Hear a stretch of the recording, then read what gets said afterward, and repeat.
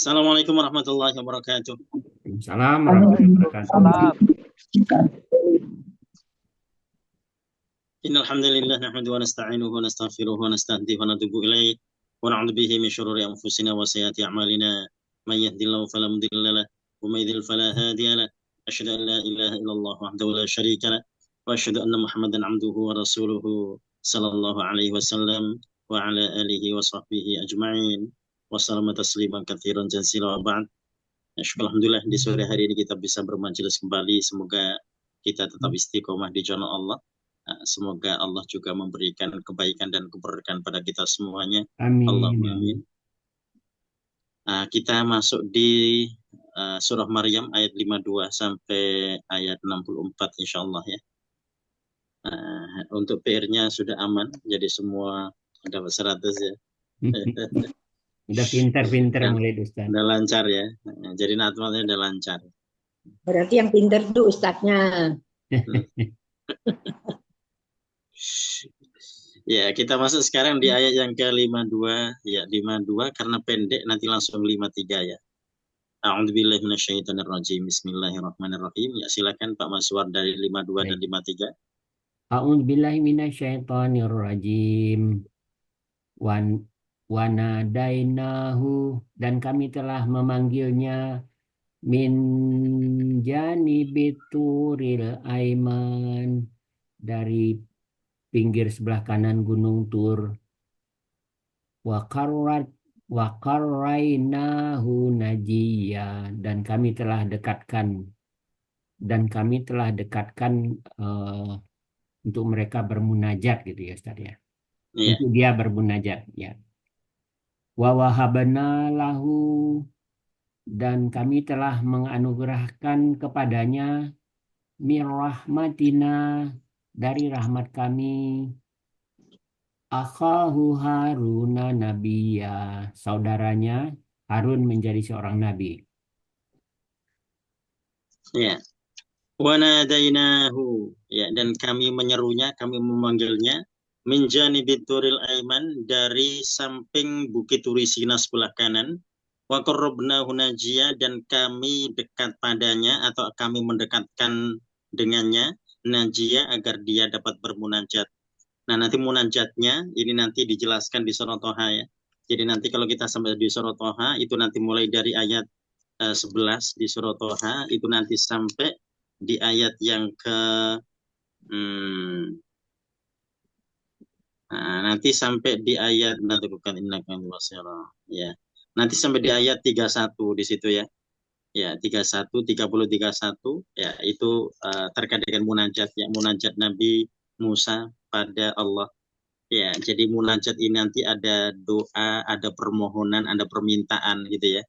Ya, jadi termasuk curhat juga. Jadi ada bahasa permohonan, curhat, permintaan ya, di situ yang disebut dengan najia ya. Jadi bermunajat padanya.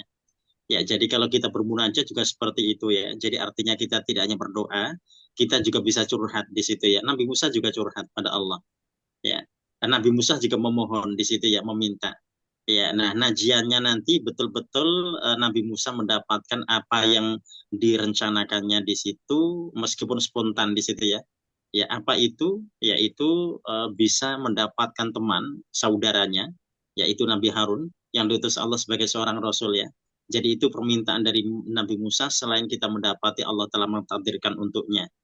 Ya, jadi Nabi Musa tahu kekurangannya, bahwasanya dirinya tidak fasih dalam berbicara di situ ya.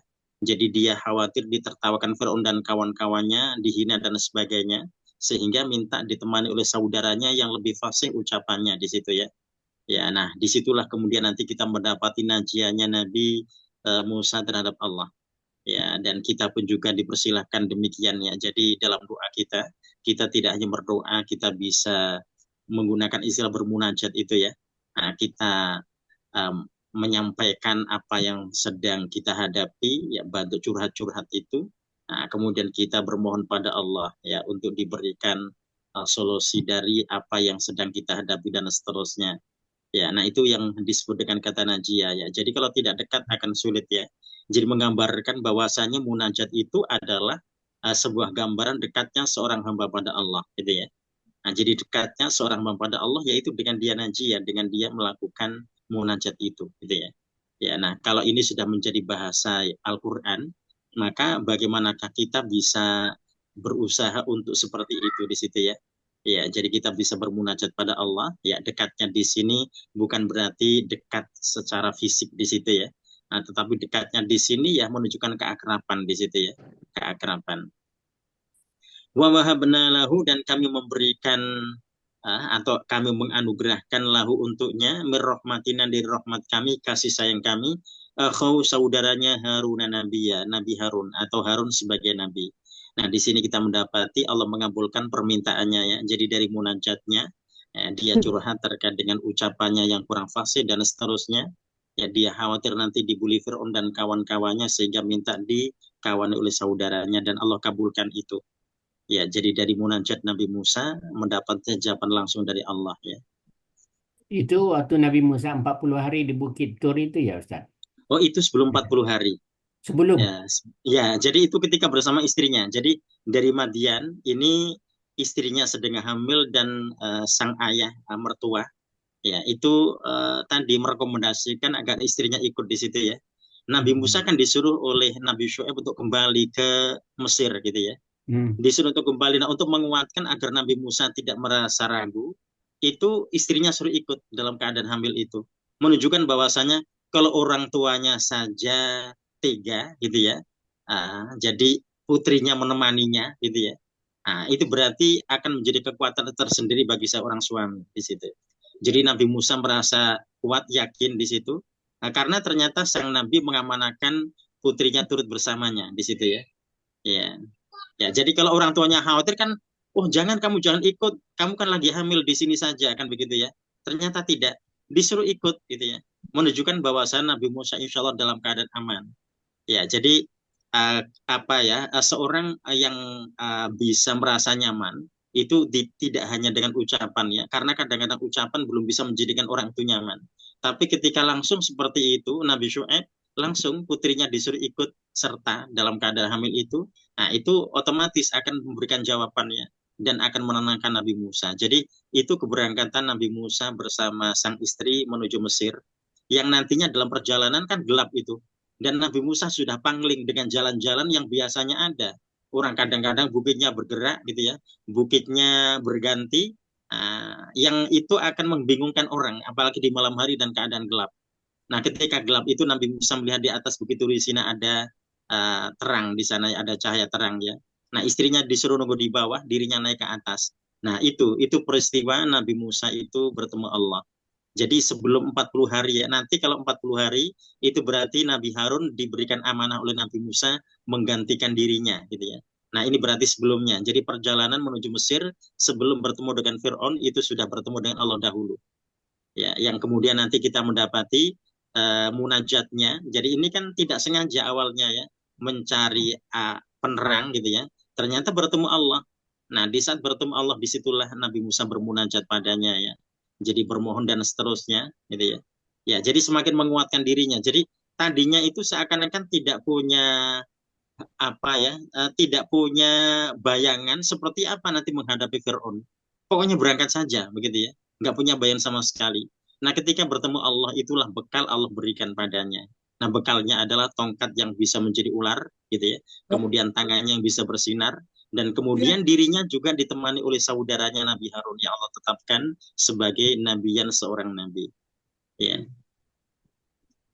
ya. Jadi Kita bekalnya, bermunajat sama curhat itu dengan Allah tuh boleh bahasa kita aja kan Ustaz ya? oh dipersilakan, tidak ada masalah. Ya, dengan bahasa sendiri tidak ada masalah ya. Jadi tidak harus dengan bahasa Arab ya. Seorang ketika curhat, dia bisa merasa lebih nyaman dengan bahasanya gitu ya. Dan itu tidak ada masalah insya Allah. Ya. Ustaz, yang 40 hari itu kan setelah pelarian dari Fir'aun kan Pak Ustaz? Oh ya, itu setelah Fir'aun tenggelam. Ya, yang 40 hari itu kan yang Betul, dia dia meninggalkan sama Harun yang dia menyembah benak sapi itu kan? Betul, ya. Peninggalnya ya. Ustaz, curhat Ya. itu kan boleh pakai bahasa apa aja asal di luar sholat kan Ustaz? Oh betul, ya, ya, ya. Jadi Dalam- bebas. Kalau kharija sholat, di luar sholat bebas insya Allah. Ya. Kalau di dalam sholat nggak bisa kan? Oh, Dalam kalau di ada dalam sholat, di kalau di dalam dalam sholat terbesit ungkapan-ungkapan tertentu yang penting tidak terucap dengan lisan ya. Selama ya, tidak terucap dengan lisan berarti seorang itu aman.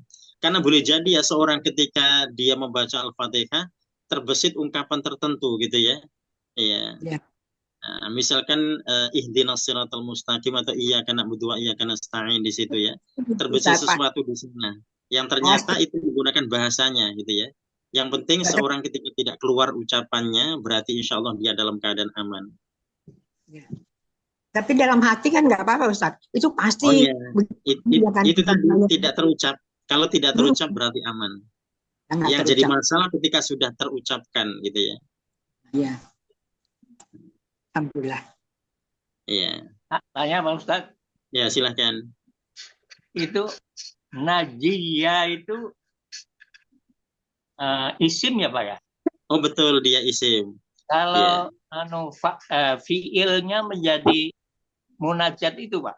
Oh iya, itu munajat itu juga isim. Aslinya Oh naja. ini juga.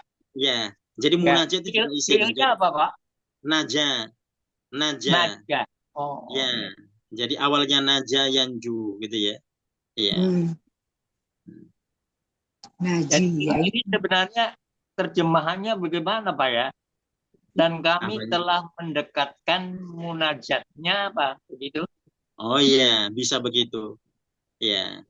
Atau bisa kami mendekatkannya agar dia bisa bermunajat. Bisa begitu juga ya. Jadi kalau ketika kita terjemahkan kan bisa ya isim-isim itu nanti akan bermakna sebagai fiil. Ya. Agar dia bermunajat juga bisa ya, tidak ada masalah. Baik. Pak Ustadz, kembali ke bermunajat dalam bahasa kita sendiri itu Pak Ustadz. Kalau dalam sujud terakhir itu kita sengaja betul bukannya bermunajat itu menyampaikan maksud kita, tapi dalam hati dengan bahasa kita sendiri itu boleh juga Pak Ustadz ya? Oh dipersilakan. Ya, jadi zikir kita masih subhana rabbil a'la gitu ya. Tapi ada munajat hati kita menyampaikan sesuatu. Seperti yang pernah kita singgung sebelumnya ya, Nabi Yunus itu kan ucapannya la ilaha illa anta subhanaka inni kuntu minadh dhalimin gitu ya. Nah, tapi munajatnya itu ada harapan di situ, harapannya bisa kembali pada kaumnya. Gitu ya. Oh gitu. Oh jadi artinya kita membaca subhanallah itu tapi hati kita ada isinya. Tapi maksud saya itu bukan gitu, kalau kita udah selesai nih baca doa sujudnya. Terus kita sengaja memang hati kita tuh yang berbicara, tapi kita bukan sambil berzikir, tapi memang kita berdialog aja gitu. Boleh kan? Itu iya, saya. kan kita bisa ya, kita kan bisa bertasbih pada Allah Subhana rabbil a'la ya. Jadi kita membayangkan makna Allah yang maha tinggi itu dengan kita mengungkapkan sebuah harapan yang tadi tidak diucapkan dengan kata-kata. Oh betul, lebih baik gitu ya. Ya, betul. Jadi kita menuangkan isi hati kita dengan memuji Allah tadi. Ya, nah itu yang kemudian menjadi munajatnya Nabi Adam. Nabi Adam kan juga begitu ya. Kalimat-kalimat yang dikeluarkannya tadi berbeda dengan apa yang dimunajatkannya, gitu ya.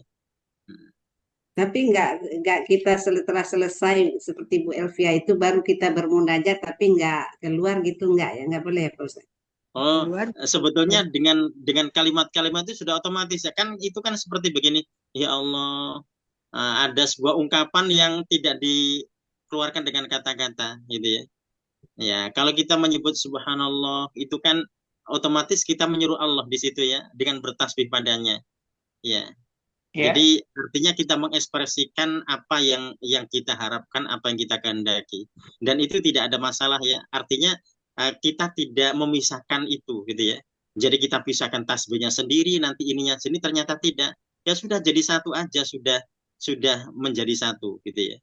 Ustaz, maksudnya bukan gitu Ustaz. Jadi itu udah selesai terus diamnya tuh nggak ada baca suara lagi, tapi ya itu tadi. Ya Allah, aku ini pingin ini, ya Allah, itu kok nggak begitu, ya Allah, aduh, akunya maunya begini, ya Allah. Boleh nggak tuh?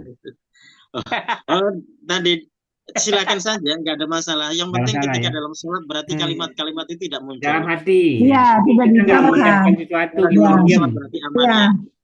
Ya, karena ada teman saya Pak Ustadz, dia selalu bilang gini, doakan ya ini, pokoknya ini si Anu sakit dalam sujud terakhir ya, katanya gitu kan. Ada teman kami sakit gitu kan, kesian dia gini gitu kan. Jadi dia selalu melakukan seperti itu Pak Ustadz, dalam sujud terakhir itu dia ungkapkan semua apa yang dia mau, apa yang dia minta, mendoakan orang, doakan siapa saja, terus gitu kan maksud saya Pak Ustadz. Jadi udah selesai itu semua, doa sholatnya sendiri udah selesai gitu. Ya, tidak masalah. Hanya saja tadi terkait dengan sujud itu tidak ada hanya di sujud terakhir ya, sujud kapan saja kan itu ya. Di awal juga boleh, di tengah juga boleh, karena kan tidak ada nas yang menjelaskan di sujud terakhir gitu ya. Enggak, cuma gini Pak Ustadz, saya perhatikan dia nih yang saya omongin tadi itu, pernah kami salat sama, saking dia kelamaan dia setiap sujudnya itu, saya itu salatnya itu sujudnya tuh jadi 3 kali Pak Ustadz. Jadi saya mau kasih tahu karena kepanjangan gitu, jadi nggak salah jadi hitungannya gitu. Jadi makanya kalau saya suka sujud terakhir itu biar ketahuan sujud terakhir gitu. Gitu ya. Terakhir itu sering. Pak Ustadz, Ya. apa maksudnya itu? Allah itu sudah tahu maksud kita, Pak. Oh iya, betul. Tapi tetap perlu untuk diungkapkan. Ya, jadi misalnya kita hanya membaca Asmaul Husna saja, misalnya. Kelupaan atau kepanjangan membaca doa, itu sudah berarti permintaan, Pak ya. Oh iya. Yang jelas tadi kita tadi kan karena ada Allah udah tahu yang tidak bisa diungkapkan dengan kan? kata-kata begitu ya. Iya, Pak. Ya Rozak sudah otomatis ya. Kita punya harapan di situ. Tuh.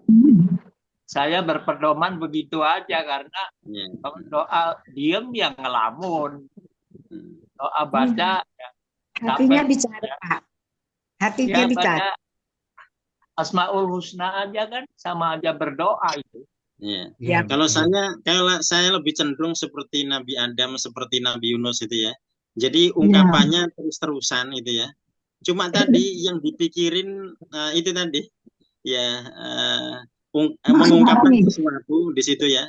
Yang memang keinginannya tidak diungkapkan dengan kata-kata. Jadi kalimat-kalimatnya tetap la ilaha illa anta subhanaka inni kuntu minadh dhalimin begitu ya. Ya. Ya, jadi kan yang namanya keinginan itu kan kalau sudah dimunculkan kan tidak harus diungkapkan dengan kata-kata kan Allah tahu gitu. Ya. Jadi kita munculkan di saat kita mengucapkan kalimat-kalimat tadi. Ya sebenarnya doa sujud itu kan Rabbil firli warhamni wajiburni warfa'ni warzuqni wahdini wa'afini wa'fu'ani itu udah lengkap sebetulnya kan Pak Ustaz. Iya, itu yang di antara doa sujud yaitu ada rezeki, ada kesehatan. Iya, itu aja diulang-ulang. Saya lebih banyak begitu Pak Ustaz, itu aja ulang-ulang seanunya kita.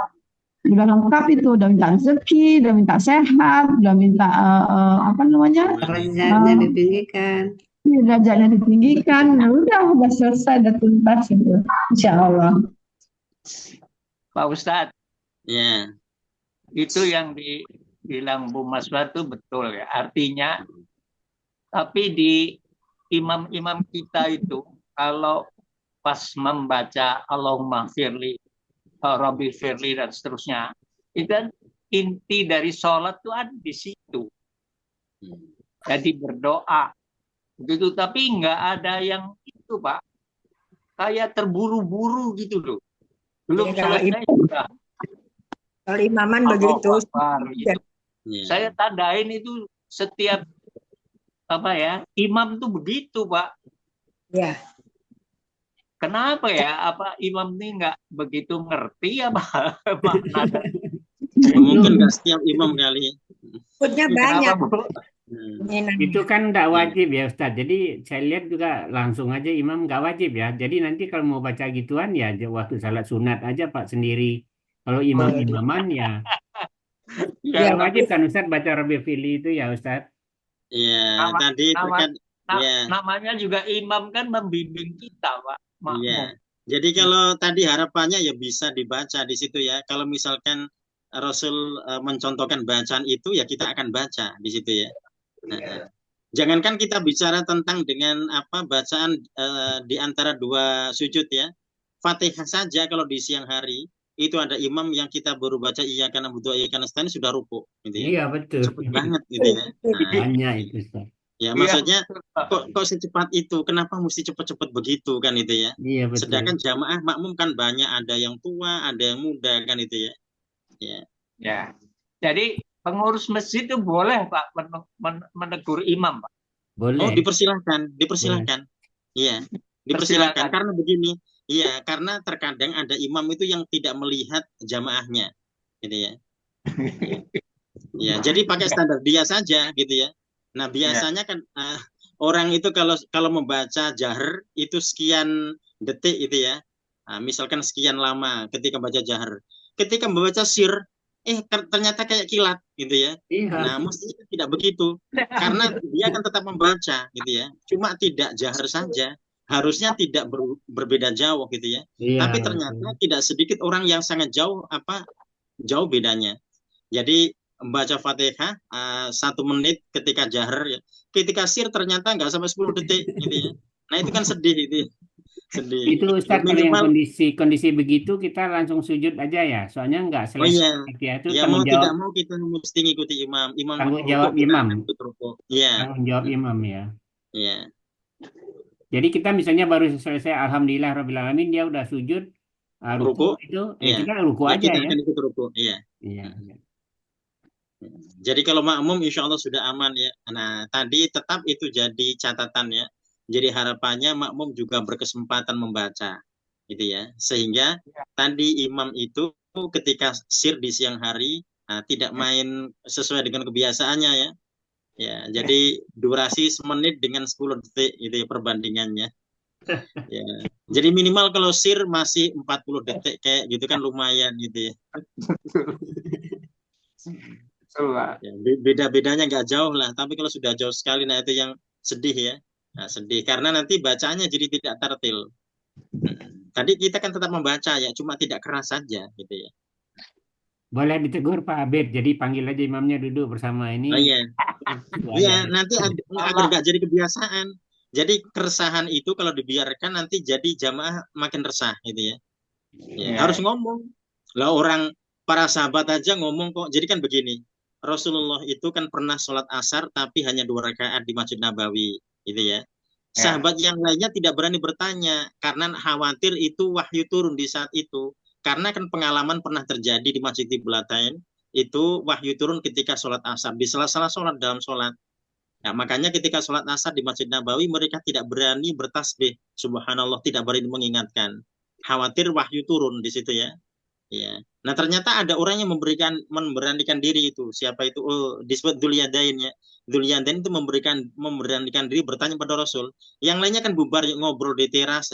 Aku sholatnya ini dikosong nggak sih? Gitu nanya-nanya sama temannya sendiri. Mereka juga bingung gitu ya. Nah ini berani mendekati Rasul bertanya. Dan ternyata Rasul berterima kasih dia bertanya di situ ya. Ya, nah itu contohnya gitu ya.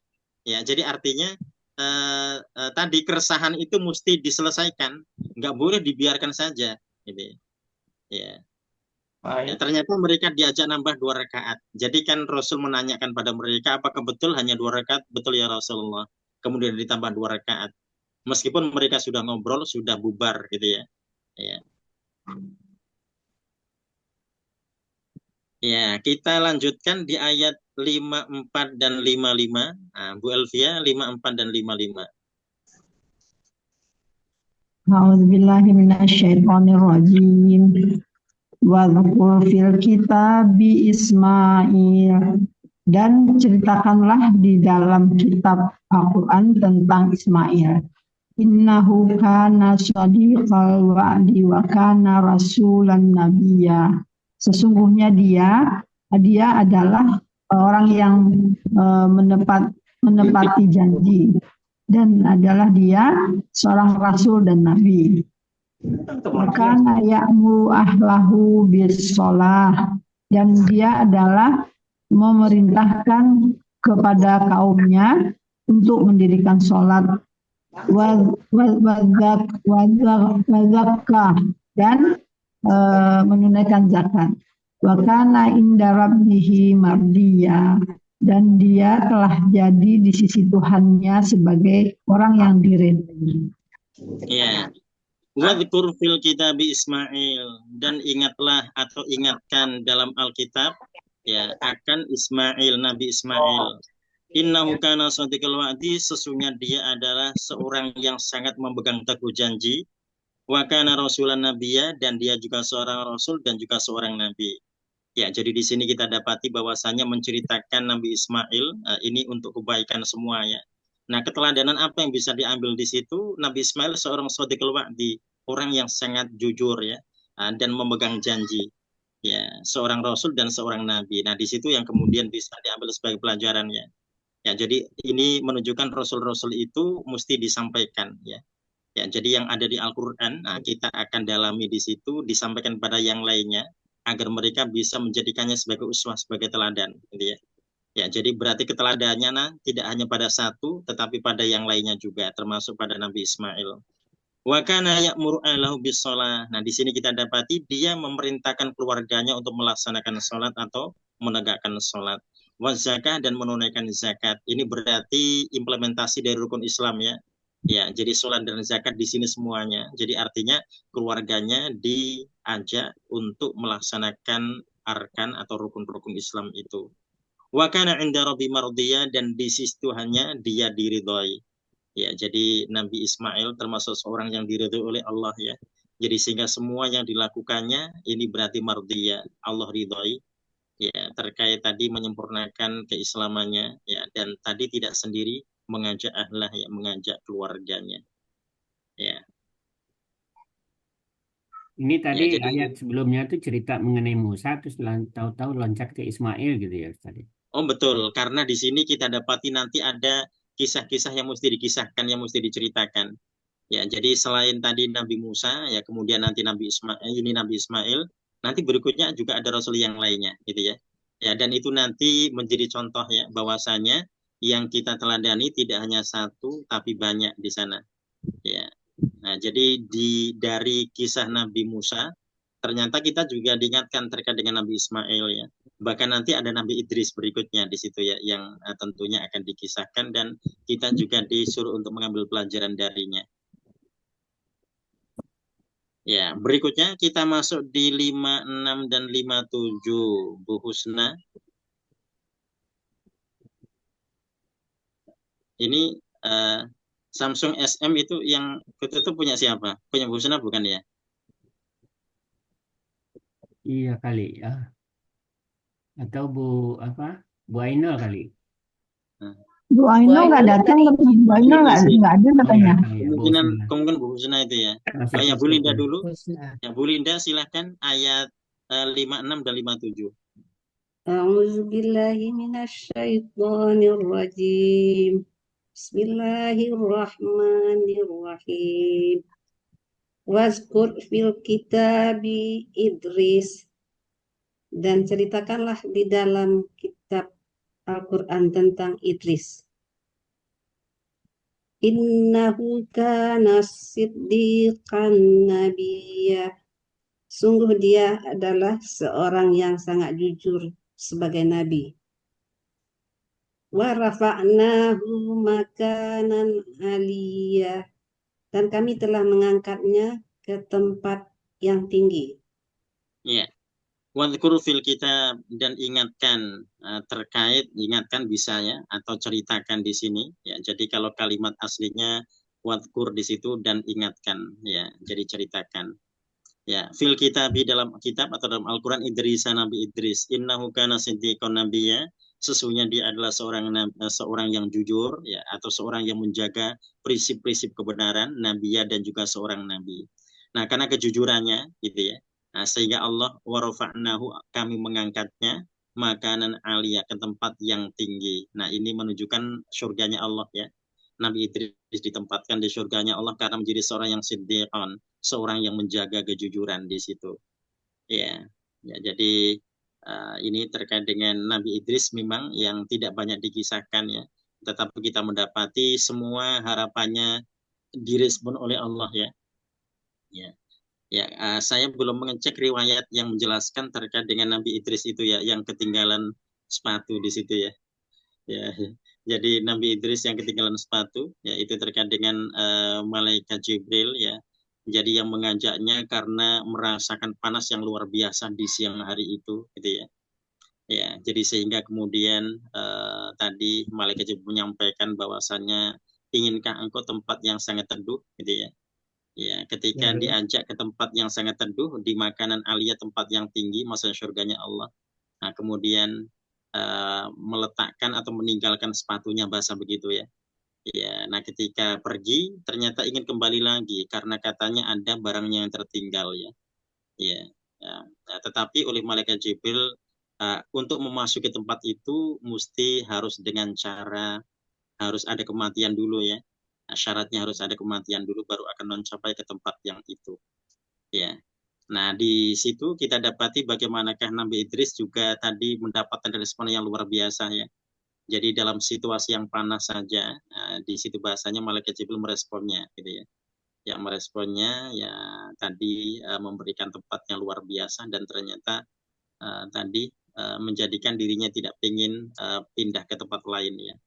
Ya merasa kenyamanan di situ. Ya, nah itu yang kemudian kita dapati betapa indahnya gitu ya. Meskipun tadi mesti dilewati dengan cara meninggal dulu dan itu berlaku untuk semuanya ya. Nah, jadi surga itu akan dicapai siapapun dengan cara harus meninggal dulu. Ya, tidak ada yang bisa langsung ya. Jadi semuanya harus melalui alam barzakh. Ya, nah terkait juga dengan penjelasan itu, sebagian ulama tidak menganggap itu adalah surga yang sebenarnya ya. Kenapa? Ya, karena kalau surga yang sebenarnya tidak mungkin akan bisa dimasuki ya sebelum kematian di situ ya.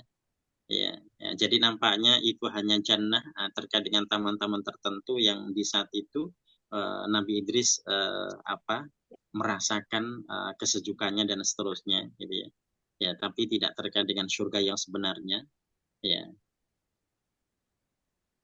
Nah, warafa'na makanan aliyah, ya kami angkat dia atau kami tinggikan dia ke tempat yang tinggi. Ya, jadi ini kejujuran bisa mengantarkan seorang pada surganya Allah ya.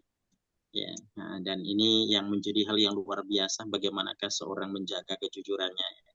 Jadi jujur di setiap tindak tanduknya, di setiap tingkah lakunya dia memegang prinsip-prinsip kejujuran. Ya. Berikutnya kita masuk di ayat yang ke-58. Ya, 58 Bu Wardi silakan. Bismillahirrahmanirrahim. Ulaika alladzina an'amallahu 'alaihim. Mereka itu orang-orang yang telah memberi nikmat Allah atas mereka. Minan nabiyina min dzurriyyati Adam wa mimman amalna. Dari para nabi, dari keturunan Adam, dan dari orang-orang kami bawa.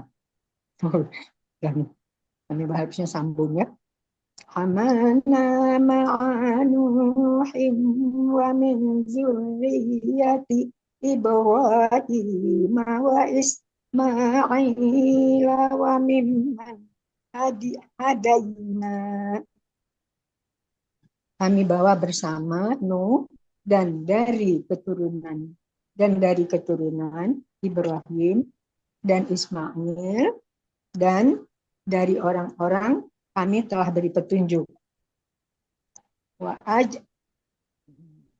Wajtabaina dan kami telah pilih.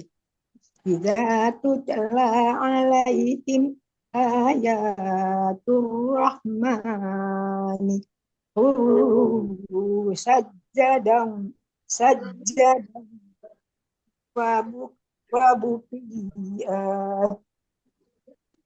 dan kami telah pilih apabila dibacakan atas mereka ayat-ayat Maha Pengasih, mereka tersungkur sujud dan menangis. Ya. Ulaika alladzina an'amallah, mereka itulah orang-orang yang dikaruniai nikmat oleh Allah. Ya, jadi itu contoh rasul-rasul tadi ya. Nah, jadi mulai dari Nabi Musa, kemudian Nabi Ismail, nah, berikutnya ada Nabi Idris. Ya, mereka-mereka adalah orang-orang yang Allah berikan karunia nikmat ya. Minan nabiin, di antara para nabi, min dzurriyyati Adam, dari keturunan Nabi Adam. Wa mimman hamalna ma'a Nuh, dan juga dari orang yang kami bawa bersama Nabi Nuh atau bersama bahtera Nabi Nuh itu. Wa min dzurriyyati Ibrahim, dan dari keturunan Nabi Ibrahim ya. Jadi mereka-mereka ini termasuk orang-orang yang Allah berikan nikmat.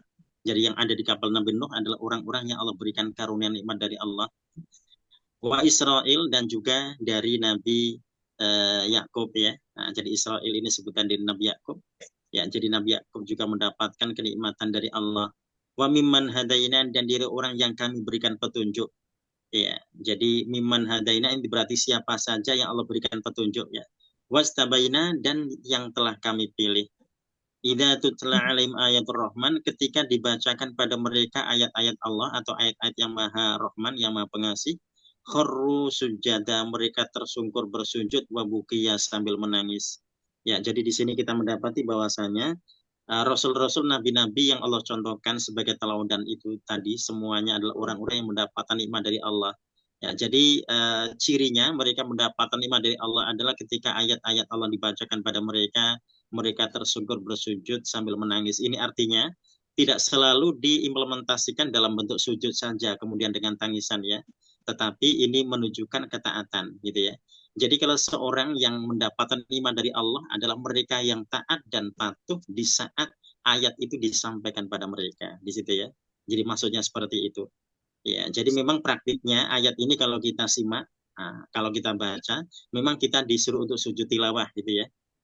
Tapi nanti implementasi dalam kehidupan itu, kalau kita mendapati ayat dibacakan, atau kita mendengar ayat, atau kita mengkaji ayat, nah itu tadi yang namanya orang yang bersujud, itu ada orang yang taat dan patuh pada Allah, dia akan mentaati apa yang dia dengar, dia akan mentaati apa yang dia kaji, dan seterusnya.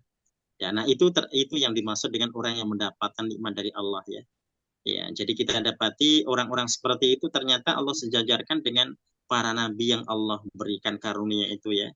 Disamakan dengan orang-orang yang ada di kapal Nabi Nuh ya.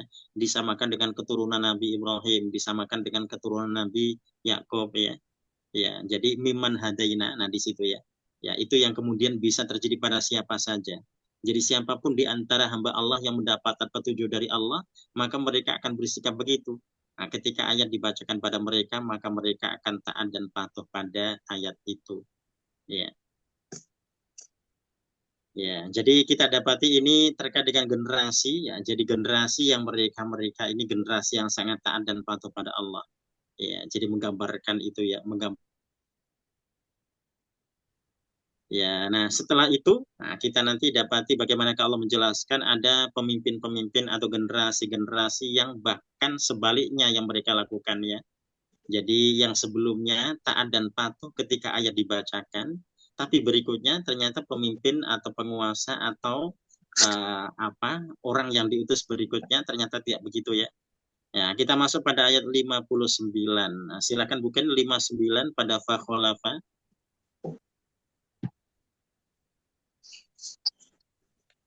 A'udzubillahi minasyaitonirrajim. Bismillahirrahmanirrahim. Fakhalafa min ba'dihim khalfun adu'us sholah.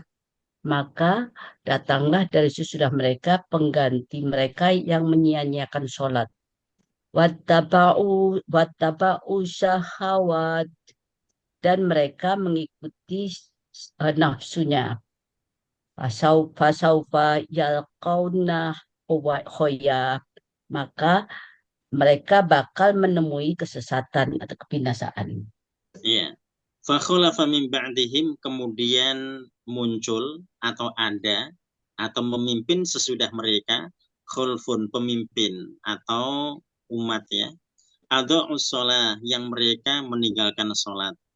Ya, wattaba'u syahawat, dan mereka mengikuti hawa nafsu mereka. Fasaufa yalqauna ghayya, maka mereka itu kelak akan ghayya, akan tersesat.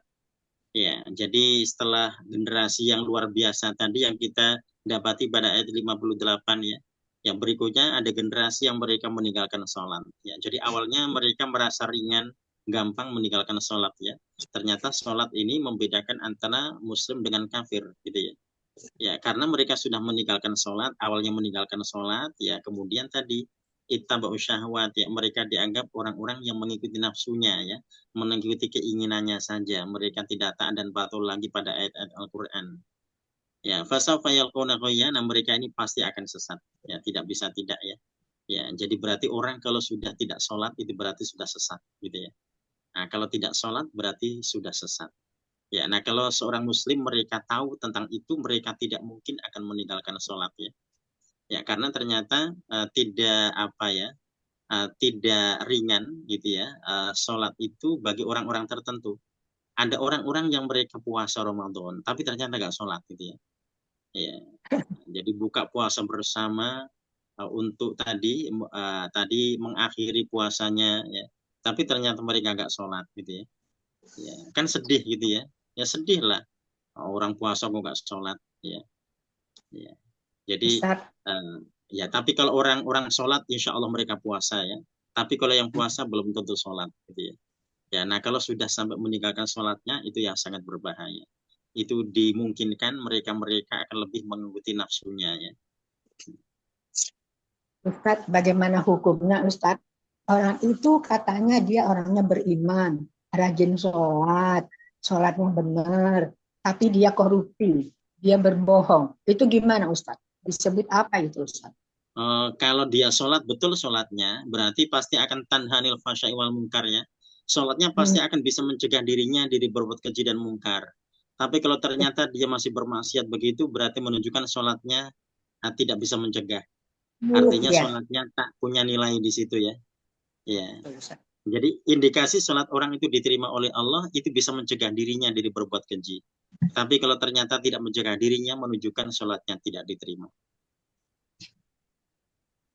Baik, alhamdulillah. Ya, jadi sehingga seorang akan introspeksi diri ya, kenapa sholatnya kok begitu? Harusnya kan tidak begitu ya. Nah, kalau dia tadi bisa introspeksi diri, insya Allah tadi dia akan tahu gitu ya penyebabnya. Dia mesti bisa menggali. Tapi kalau ternyata dia juga tidak evaluasi gitu ya, menganggap hal yang biasa gitu ya. Nah, itu tadi ittaba'u syahwat ya. Jadi mungkin sholat masih dilakukan, tapi dianggap oleh Allah mereka sudah meniadakan sholatnya, sudah tidak bisa menjadi benteng lagi bagi dirinya ya. Ternyata dia ngikutin nafsu gitu ya. Nah, itu bisa terjadi begitu. Ya, jadi secara fisik masih sholat, tapi ternyata dia dianggap tidak sholat karena ittaba'u syahwat ya, lebih mengikuti nafsunya. Ustaz, itu kan berarti kan ya seperti yang disebut rukun Islam itu adalah rukun yang dohir, yang kelihatan. Yang pelaksanaannya kita di rukun Islam itu kan dohir. Tapi kalau pelaksanaan kita di rukun iman itu adalah batin, Ustaz ya. Iya. Iya. Jadi mukmin gitu. Iya, jadi memang kalau muslim berarti diukur dari rukun Islamnya karena yang tampak-tampak di situ akan tampak. Jadi orang lain bisa mengukur dari yang tampak-tampak, yang tidak tampak kita tidak bisa mengukur, Allah yang akan mengukurnya. Ya, Ustaz. Baik, alhamdulillah. Pak Ustaz, ini kita masuk di ayat. Izin bertanya, itu yang ayat 59 itu kan generasi sesudah yang sebelumnya ya, di ayat 58. Kira-kira kalau sekarang itu masuk yang mana, generasi yang mana itu Pak Ustadz? Yang maksudnya apa ini? Kan masuk generasi campur-campur. Campur-campur. Ya. Jadi berganti-ganti ya Pak Ustadz ya. Jadi sekarang sudah generasi campur-campur. Jadi semuanya ada. Ya. Ya, nah, jadi kalau umat Rasul kan sudah begini ya, disebut likulli zamanin rijaluha, setiap masa itu ada orang terbaik gitu ya. Jadi berarti kita mesti tadi berusaha untuk meraih ya, karena di setiap masa itu ada orang yang terbaik gitu ya. Ya. Ya, makanya kemudian kalau kita telusuri kenapa sahabat yang dijamin surga kok cuma 10, padahal yang baik-baik kan banyak sekali gitu ya. Tapi kok cuma 10. Nah, itu tadi sangat mungkin yang ke sebelah ditempati orang-orang di zaman sekarang. Meskipun secara keseluruhan itu lebih baik generasi sahabat pasti seperti yang dikatakan Rasulullah ya. Tapi boleh jadi secara individu ada yang lebih baik di situ ya. Itu bisa jadi. Ya. Nah, makanya tadi setiap orang mereka berkesempatan ya untuk bisa menjadi generasi yang terbaik. Ya, jadi umat Rasulullah ini tadi terkait dengan setiap zaman ada orang yang terbaik ya. Ya, dan kita harus yakin ya. Nah, jadi meskipun ada orang yang mungkin merasa males hidup gitu ya, karena ternyata pemimpinnya kok merasa tidak standar dan seterusnya ya. Nah, seakan-akan sudah tidak ada orang baik begitu ya. Dia harus ingat setiap generasi ada orang yang terbaik. Mungkin dia belum dapat gitu ya. Nggak muncul loh, Ustaz. Yang terbaik itu nggak Yang muncul muncul. karena ditenggelamkan oleh orang-orang yang mungkin tadi yang Ya, lebih mengikuti syahwat lebih muncul di situ ya. yang tadi munculin lah. Ya, kalau bangsa sekarang lebih banyak followernya gitu ya, yang Betul, mengikuti Ustaz. syahwat ya. Nah, jadi sehingga yang baik-baik tenggelam. Ya. Ya, sudahlah, yang penting kita jaga diri kita sama keluarga aja dulu. Ya. Ya, berikutnya kita masuk di ayat 60 ya, 60 Pak Habib silakan ayat 60 ila man taba.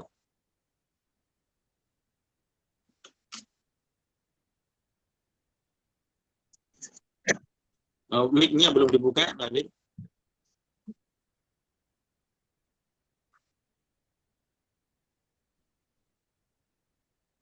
Ya. A'udzu billahi minasyaitonir rajim. Illa man taba wa amana wa amila sholiha, kecuali ia bertobat dan ia beriman dan ia beramal soleh. Wa ulaika yadkhulunal jannah, maka mereka itu akan masuk surga. Wala yuzlamuna syai'a, dan mereka tidak dianiaya sedikit pun. Ya. Illa man taba, kecuali orang yang telah bertaubat. Ya, jadi ini Allah menggunakan bentuk fi'il madhi ya untuk memastikan bahwasanya orang itu telah bertaubat. Kalau seandainya dia mati, dia telah bertaubat sebelumnya.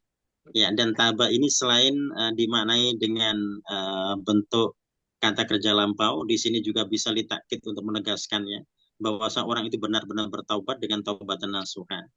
Wa amanah, dia beriman, wa amila sholihan, dan dia berbuat baik.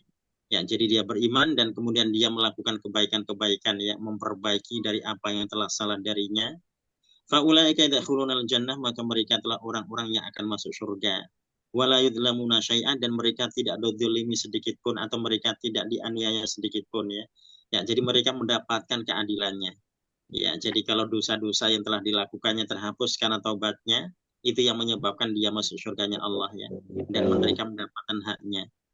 Ya, ya. Jadi ini terkait dengan istisna pengecualian. Jadi artinya orang-orang mereka dinanti oleh Allah akan taubatnya, dan itulah rahmat Allah yang Allah berikan pada mereka ya. Ya, nah ini tentunya bagaimanakah umat manusia mereka berusaha untuk menyadari akan segala kesalahannya sehingga dia bertaubat dan mendapatkan itu semuanya. Ya. Lanjutannya ini ada sesuatu yang dijanjikan oleh Allah yang ada pada ayat 60 tadi ya. Ayat 61 Bu Husna, bisa dibuka mic-nya.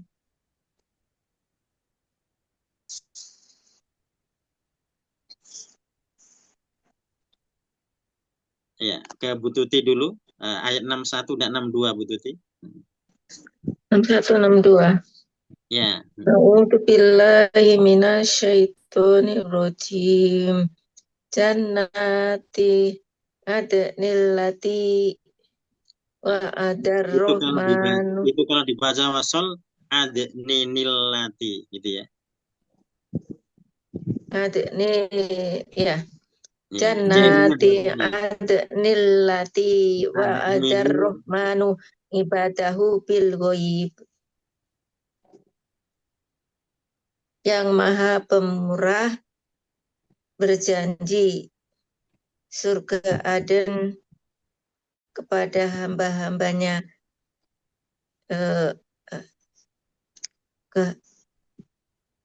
Jadi yang Maha Pemurah menjanjikan surga Aden yang tidak nampak kepada hamba-hambanya.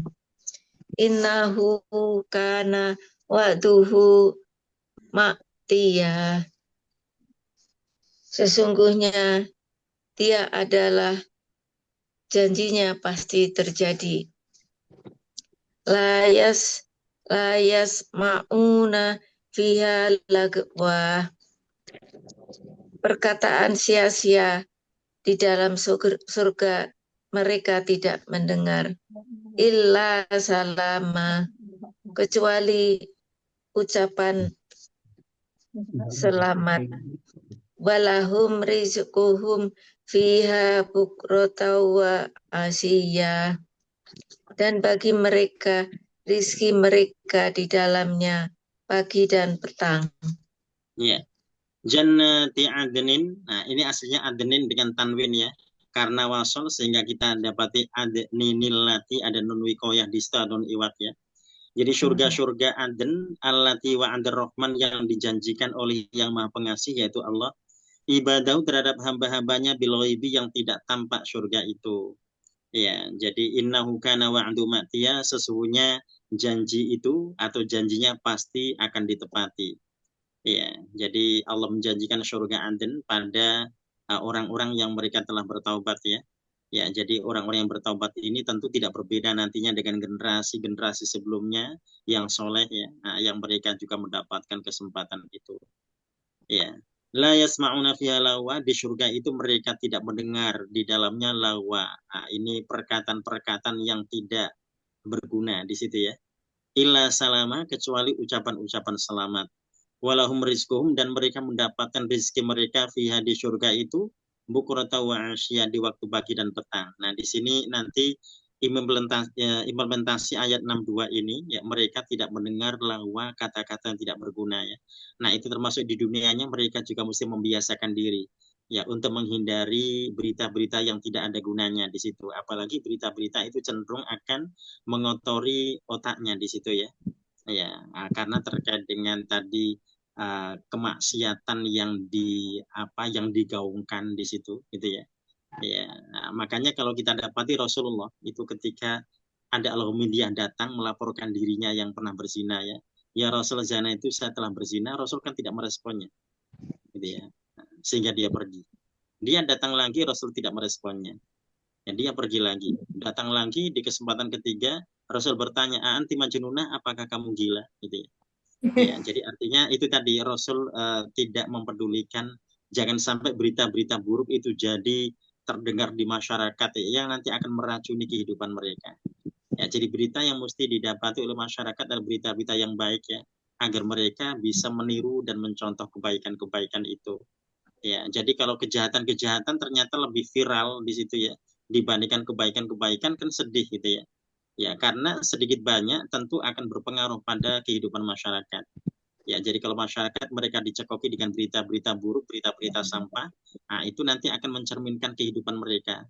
Tapi ketika mereka biasa mendapatkan kabar-kabar baik ya, jadi untuk kebaikan kehidupan mereka, nah insya Allah itu akan jadi semangat bagi mereka ya. Ya, kenapa sih orang yang viral itu kok bukan orang yang baik, yang berprestasi gitu ya, yang kemudian bisa dicontoh oleh masyarakat kan begitu ya. Ada berita buruk sekali gitu ya, tapi ternyata malah jadi viral dan orang penasaran, ingin tahu gitu ya. Ya, artinya waktu mereka saja sudah terbuang habis dalam hal itu, dan mereka tidak akan dapat pelajaran baik di sana gitu ya. Ya, jadi kalau masalah hukum ya tadi terkait dengan yang berwajib yang akan menghukum ya. Ini yang terjadi kan tidak, hukumnya nggak pernah jelas, tapi kejelekannya tersebar di mana-mana gitu ya. Ya, jadi mestinya beritanya tidak perlu di situ ya. Jadi nanti endingnya saja hukumannya apa agar menjadikan masyarakat jerah, ya itu ya. Nah, yang terjadi kan tidak begitu, hukumnya sudah tidak jelas, kronologinya yang kemudian digali-gali gitu ya. Ya, dicari-cari gitu ya. Ya itu tadi ya, orang terbiasa penasaran tadi. Ya, nah ini menunjukkan bagaimanakah seorang yang beriman mereka tidak penasaran dengan berita-berita buruk ya. Ya, kecuali salama. Berita yang dia dapat yang menjadikan dia antusias, ingin mencarinya adalah yang baik-baik tadi, gitu ya. Ya. Ustadz, itu maksudnya rezeki pagi dan petang itu maksudnya di sorga tuh kita kan disiapin makanan ya Ustadz. Kita nggak perlu masak, nggak perlu masak gitu ya. Iya. Ya. Nah, ini menunjukkan bukrata wa asya ya di pagi dan petang ya. Ini sudah mewakili hari dan malam ya. Jadi lailan wa nahara.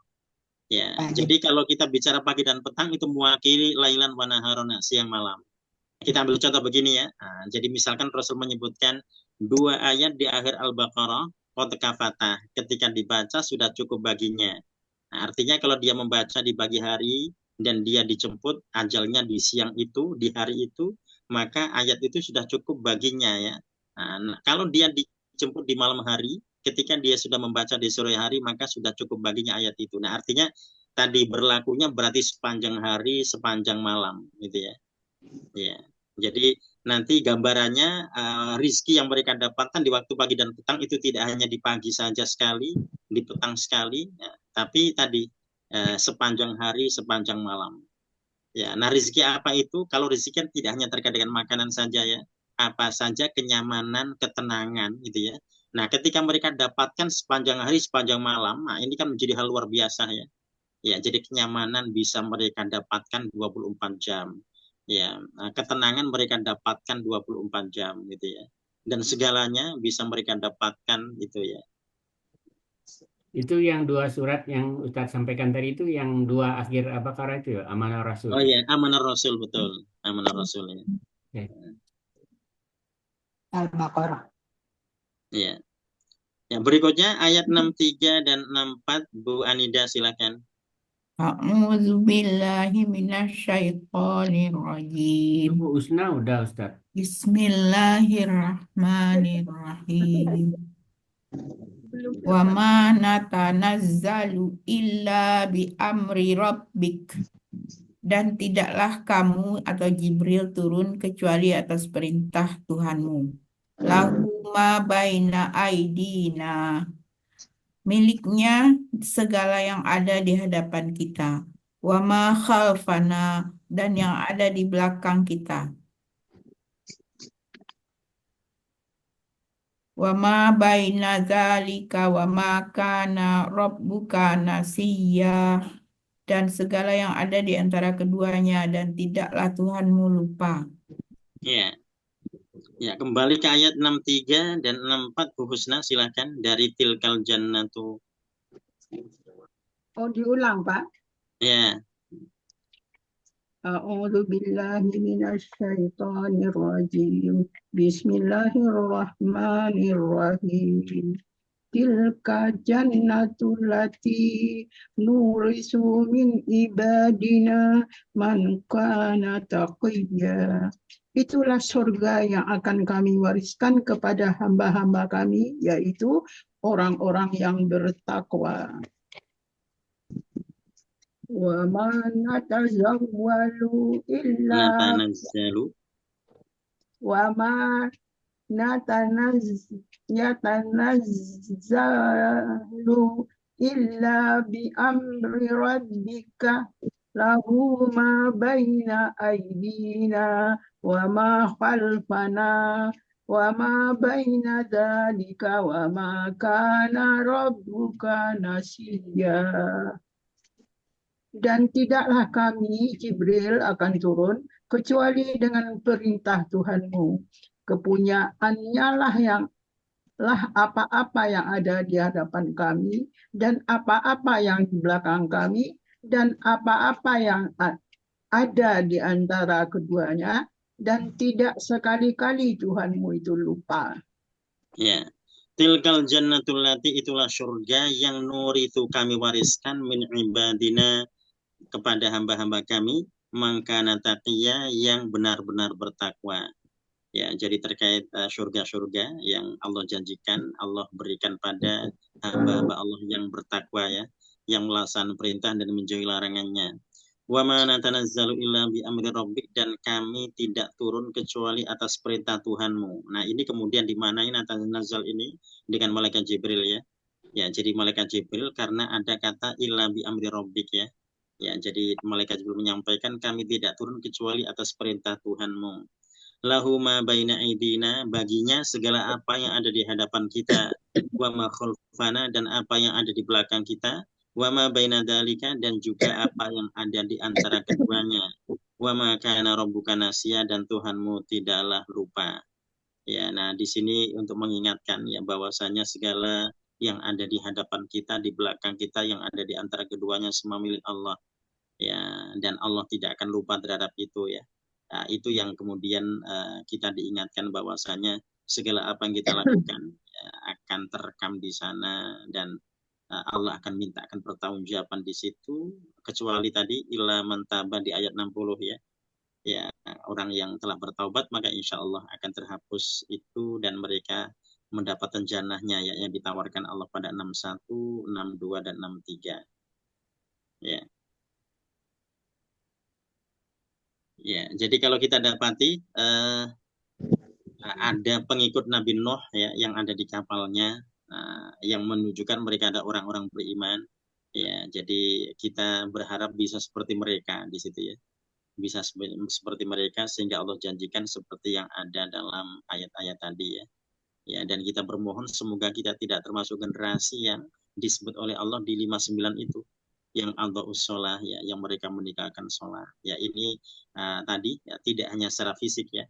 Ya, karena tadi boleh jadi ada orang yang masih melakukan tapi hakikatnya mereka tidak sholat karena tidak bisa mencegah dari berbuat keji dan mungkar ya. Dan itu yang tentunya kita tidak harapkan ya.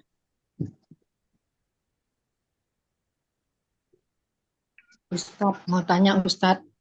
Ya. Nah, ini kan kondisi kayak gini nih sekarang ya di negara kita ini. Berarti kita diem aja ya Ustadz ya. Nggak boleh baca-baca ya. Soalnya kalau kita baca kan kadang-kadang ada terbit, ya Allah, kenapa kita diginiin, kenapa kita diginiin. Jadi kita diem aja. Nggak boleh apa-apa ya Ustadz. Ya, kalau seorang mukmin itu mereka akan menggunakan niat kekuasaannya jika dia punya kuasa gitu ya. Kalau tidak punya kuasa dia bisa gunakan lisannya ya, karena kan harus saling mengingatkan ya. Nah, kalau boleh. kalau dia berat menggunakan lisannya karena tadi terkait dengan tidak dianggap siapa-siapa gitu ya. Nah, maka tadi bisa dengan doa di situ ya. Ya, jadi artinya tetap punya kontribusi. Jadi seorang muslim yang beriman tidak boleh pasif ya. Mereka tetap aktif ya. Jadi berarti tadi ukurannya yang punya kuasa menggunakan kuasanya, yang tidak menggunakan lisannya.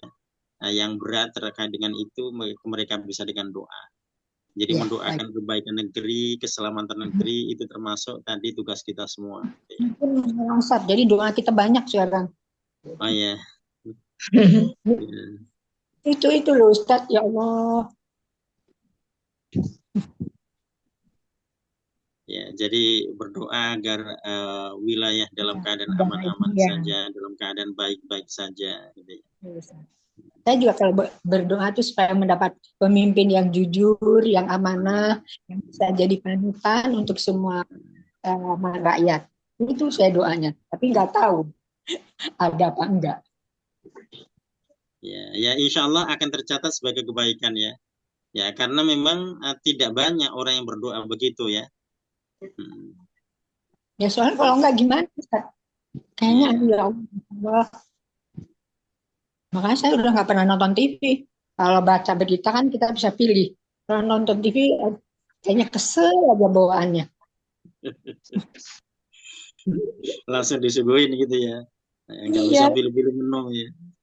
Kayak berita kan kita bisa pilih. Oh ini kita baca. Lihat judulnya nggak usah dibaca. Lihat judulnya nggak usah dibaca.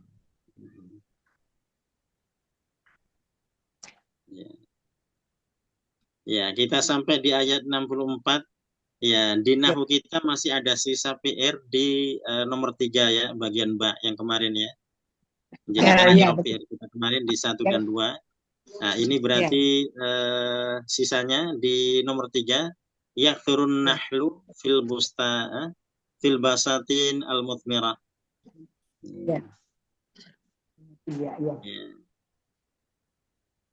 Ya, yakthurun nahlu, yakthuru banyak ya, an-nahlu lebah karena tidak pakai titik. Kalau pakai titik an-nahlu berarti kurma. Nah, kalau an-nahlu dengan ha berarti lebah ya. Fil basatin, di pohon-pohon al-muthmirah yang berbunga. Ya, memang itu tempatnya lebah ya. Pohon-pohon yang berbunga. Ya. Nah, basatin ini jam ada di bustan. Bustan biasa diartikan kebun-kebun atau taman-taman ya.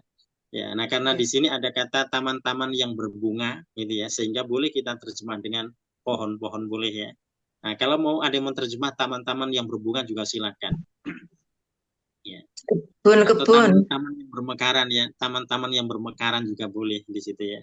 Kebun-kebun, Ustaz. Oh, boleh kebun-kebun yang berbuah boleh ya. Ya. Di Bu Tuti sama kayak saya tutup Iya, dari kemarin ya, Bu ya.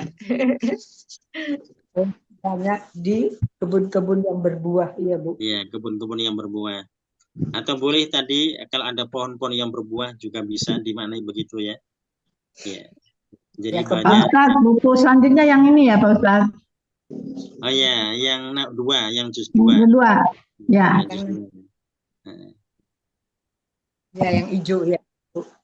Nahwul Wadi, Kota Bahasa Arab. Tapi ini bukunya lebih tebal, Ustaz, tebal banget. Emang benar, Pak. apa Dan susah ada juga, Pak. terjemahnya? 200, Memang juz 2 lebih tebal 300 sedikit. halaman. Nah, dia lebih tebal sedikit dari yang juz 1. Nah, Bukan mungkin kalau sedikit, diterjemah jadi makin tebal, ada terjemahnya tidak? bukan Ada, Pak sedikit, Ustaz. 2 kalinya. Ada. Ya, benar. 300 Ya. halaman. Kalau aslinya dia tebelnya sekitar 3 kali dari buku ini ya. Ya, itu nanti kalau terjemah berarti lebih tebal lagi. Maksudnya terjemah dari setiap kata bahasa Arabnya. Oh ya, kalau ada terjemahnya lebih tebal lagi. Nah, kalau dia tidak ada terjemahnya, dia 3 kali dari yang jilid 1. Kita punyanya Ada terjemah. terjemahnya. Ya. Terjemah aja suka salah. Gimana yang nggak terjemah? Dulu tahun 2011 Pak Ustadz bacanya kita pakai yang nggak terjemahkan, lalu kita terjemah sendiri bersama Pak Ustadz.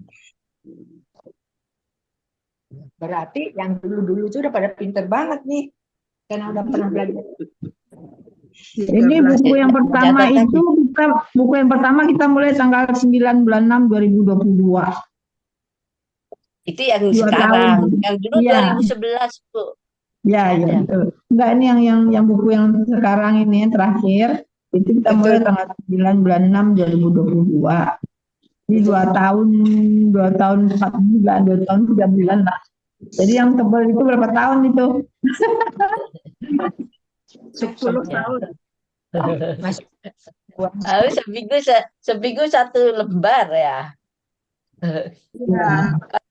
Dulu Iya. tahun 2012. Biarinlah, nggak apa-apa kalau kita mati sebelum selesai kita sebagai yang belajar ya Ustaz. Tadi semangatnya semangat muda ya. Kalau kata Iya. usia tua itu bukan karena usia. Tua Betul. itu karena usia ya. Ya. Tua bukan karena rambut, tua juga bukan karena kulitnya keriput tidak ya. Jadi tua itu karena aja. otot. Karena otot ya. Ya, jadi kalau ototnya masih suka digerakin, yang masih diaktifkan, berarti insya Allah masih ini ya, masih fresh itu ya. Bergerak, Ustaz, bergerak ya, bergerak. Ya, bergerak. Khususnya kaki harus bergerak terus, Ya. jinjit-jinjit. Ke pasar jalan kaki gitu ya. Ya. Bergerak. Dan terutama tadi terkait dengan pemikirannya berarti mesti tetap hidup ya, nggak boleh mati gitu ya. Ya. Makanya Bu Husna masih muda, Pak. Betul. Beliau salut sama Bu. Ini ada teman Pak Maswar yang kena kanker. Jadi dia ngirimin pengalamannya berjuang untuk mengobati kanker itu. Panjang sih ceritanya, nanti saya kirim ya untuk pembelajaran mau kita gitu. Dia membaca zikir-zikir itu Ustaz yang kita bahas tadi, persis yang kita bahas tadi. Jadi ya mungkin perlu itu untuk kita ketahui aja. Sebagai aja. Iya, itu kalimat-kalimat yang diucapkan itu kan menstimulus organ-organ kita, gitu ya. Iya. Ya, dan kita ingat zikir yang terbaik adalah membaca Al-Qur'an, begitu ya. Iya. Ya. Jadi itu istilah dia pakai mantra-mantra katanya istilahnya. Ya. Nah, pokoknya kita ngikuti hadis Nabi, zikir yang terbaik adalah membaca Al-Qur'an, gitu ya. Iya, jadi kalau kita ingin tadi terstimulus dari bacaan Al-Qur'an kita, berarti mesti banyak baca Al-Qur'an ya. Ya. Nah, karena akan bisa menstimulus di situ ya. Ya, jadi yang tadinya sudah apa gitu ya, maka dia bisa kembali bersemangat di situ ya. Makanya kalau kita kaitkan dengan itu, berarti usia itu bukan karena tua, bukan karena usia di situ ya. Tapi karena tadi masih terstimulus, dia masih rajin baca Al-Quran ya, masih berzikir tadi, zikir-zikirnya ya. Masih aktif lah. Iya, masih aktif ya. Bagus, Ustadz, bagus mana zikir sama baca Al-Quran? Oh iya, tadi baca Al-Quran adalah zikir yang terbaik. Jadi nggak bisa ditandingi. Bacaan Al-Quran tidak bisa ditandingi.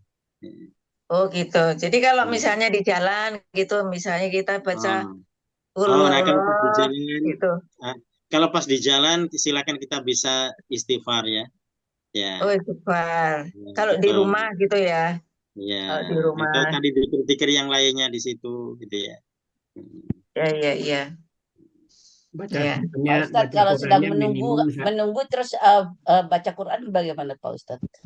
Apa? Misalkan kita sedang menunggu ini dokter misalkan sambil baca Quran kan kita belum baca. Silakan, bagus ya, mengingatkan kita di situ ya. Jadi menstimulus organ ya. Jadi organ bisa terstimulus orang baca Al-Quran. Makanya baca Quran kan disuruh untuk disuarakan ya. Ya. Nggak usah malu gitu, Ustadz. Nggak usah malu gitu ya. Oh, nggak usah malu ya. Berbuat baik malu gitu ya. Enggak, maksudnya tuh nanti dikiranya sok atau gimana gitu loh. Oh, kalau kita nggak berbuat begitu karena takut dibilang sok, nanti nggak jadi berbuat. Oh ya, kalau bacanya pelan-pelan boleh kan? Boleh, terdengar di kuping sendiri aja Bu Tuti. Ya betul, itu maksudnya. Oh iya. Ini disebut juga di sini, itu pengalaman dia juga, itu anjuran dia juga nih teman ini baca Quran itu yang kita dengar sendiri itu. Ya. Soalnya kan kalau kita ke dokter gitu kan nunggunya lama gitu ya, sambil baca Quran kan enak gitu kan. Iya, betul. Pokoknya baca Quran itu minimum 1 juz 1 hari ya Ustadz. Minimum ada minimum ya. Ya itu target pribadi ya, untuk bisa istiqomah gitu ya. Boleh nggak kalau sama artinya gitu? Oh, kalau sama artinya lama. Ya, kalau mereka tilawah berarti ada waktu tersendiri ya. Oh, nggak tadabbur percuma. Yang kita baca lewat aja. Ya, kan kalau artinya yang seminggu sekali dengan Pak Ustadz. Pak Ustadz, kan dengan arti kan kita bisa, oh ini memang artinya seperti ini gitu. Jadi lama-lama kita lebih bagus lah Bu Tuti. Sendiri artinya gitu. Lebih bagus. Itu apalagi yang tafsiriyah itu kayak cerita dia utuh artinya dalam satu ayat itu lebih bagus lagi. Artinya lebih bisa kita tangkap maksudnya gitu. Udah di-download semua kan Al-Quran tafsiriyah, terjemah tafsiriyah. Kalau hanya sanggupnya 1 halaman 1 hari gimana? Oh, lebih baik daripada tidak sama sekali. Daripada tidak. aja. Kalau sanggup 2 halaman lebih baik lagi, sanggup 3 halaman lebih baik lagi. Kan cuma 1 baik. Matanya itu nggak sanggup. Ya, makanya baik. Tapi kalau terganggu mata berarti bisa kita selingi ya dengan kita mendengar gitu ya. Ya, karena seorang mendengar itu tadi ya mendapatkan nilai pahala yang sama dengan yang membaca kan itu ya. Itu yang kita bisa manfaatkan. Ya, jadi ketika tadi matanya capek ya berarti kita mendengar gitu ya. Jadi berarti indera kita semuanya terlatih ya, pendengaran kita tetap terlatih, matanya tetap terlatih. Ketika mata capek pakai pendengaran gitu ya. Akhirnya badan sehat itu ya. Ustadz, saya itu kan kalau di jalan misalnya atau lagi pergi baca di Al-Quran di HP, di Muslim Pro.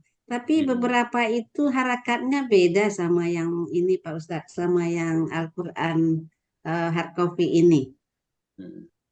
Oh bisa ya? Iya, tapi saya nggak tahu tuh. Saya bacanya di Muslim Pro. Apa nggak ada cek-ceknya gitu? Saya baca surat Al-Baqarah kan udah rada hafal. tahu gitu ya. Loh ini kok lain harakatnya beda gitu Pak Oh, Ustadz. coba nanti ada yang di screenshot dikirim di grup itu nanti ya, bisa Iya. biar lihat ya. Iya. Di screenshot aja yang lain itu Bu Linda. Iya. Ya, Yang kalau punya saya grup bacanya Al-Quran yang Indonesia sama Al-Quran yang terjemah bahasa Inggris itu dua-dua. Ya, saya suka Jadi- bacanya enggak bagus. Terus terjemahnya juga enak. Ya. Masa Ya, kita ini masuk. insya Allah. Ya. Jadi tugas kita di buku 1 masih ada terakhir ya, di nomor 3. Ya, Satu. ya, Hanya 1 nomor 3 ya. Iya, Bu, Sampai jangan ketemu di pekan depan. Ya, kita pekan depan insya Allah membahas buku 2. Ya. baik.